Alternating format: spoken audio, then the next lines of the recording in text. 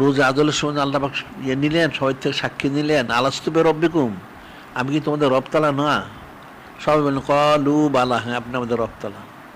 তা আল্লাহ পাক বললেন ঠিক আছে, তাহলে এই কথা তোমরা স্মরণ রেখো, এখন থেকে হাজার হাজার বছর পরে, লক্ষ বছর পরে তোমরা জমিনে যাবে, সেখানে যে আমার এই কথাটা স্মরণ রেখো, আমি যে তোমাদের রবতালে মনে রেখো। তখন সমস্ত রুশ সম্প্রদায় ওনারা বললেন যে আল্লাহ পাক, এখন তো আমাদের স্মরণ আছে, আমরা বুঝলাম, কিন্তু যখন আমরা এত লক্ষ লক্ষ বছর পরে জমিনে যাবো তখন কি মনে থাকবে? আমরা ভুলে দিতে পারি।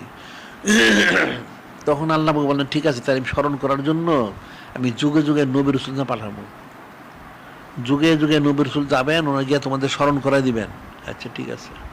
তার যখন নবী রসুল যখন নবতের দরজা বন্ধ হয়ে যাবে, তখন আমি নায়েবে নবী পাঠাবো, কিয়ামত পর্যন্ত, কিয়ামত পর্যন্ত নায়েবে নবী পাঠাবো তোমাদেরকে স্মরণ করার জন্য।